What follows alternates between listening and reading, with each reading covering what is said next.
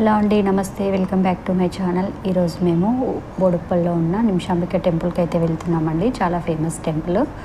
ఇన్ని రోజులకు అమ్మవారి దర్శనం చేసుకునే అదృష్టం కలిగిందండి. అలా మా ఫ్రెండ్ వెళ్దాం అనగానే మేము ఇద్దరం కలిసి వెళ్తున్నాము.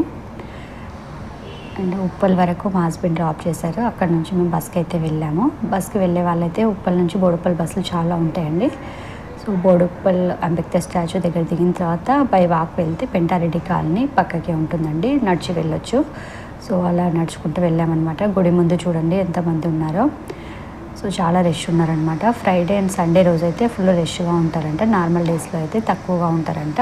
సో మీరు వెళ్ళాలని అనుకుంటే నార్మల్ డేస్లో వెళ్ళొచ్చండి. మామూలు రోజుల్లో వెళ్తే ఇంత రష్గా ఉండరు. సో ఫ్రైడే సండే అయితే ఫుల్ రష్గా ఉంటారని అక్కడ వాళ్ళు చెప్పారు.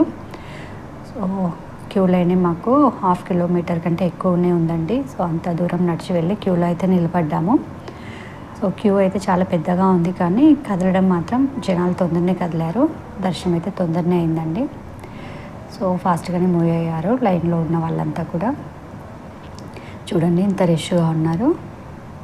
సో అమ్మవారి విశిష్టత ఏంటంటే, మనము దర్శనం చేసుకున్న రోజు 16 ప్రదక్షిణలు చేసి మన కోరిక అయితే కోరుకోవాలంటండి. కోరిక నెరవేరిన తర్వాత 108 ప్రదక్షిణలు అయితే చాలంట.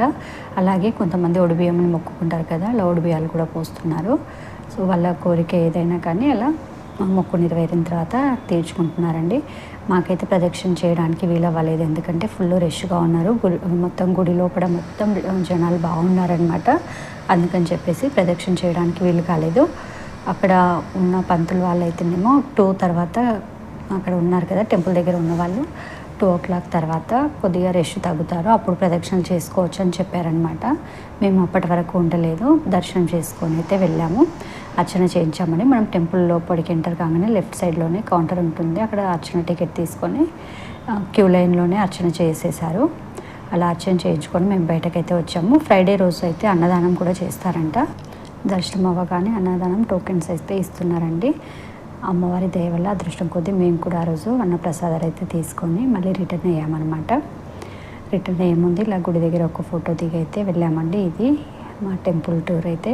సో చాలా బాగా దర్శనం అయితే జరిగిందండి. మళ్ళీ రిటర్న్ మేము ఉప్పల్కి అయితే వెళ్తున్నాం. మెట్రోకి వెళ్ళి ఇంటికైతే వచ్చేసాము. ఈ వీడియోలో ఉందో నచ్చితే లైక్ చేయండి, కామెంట్ చేయండి, ఛానల్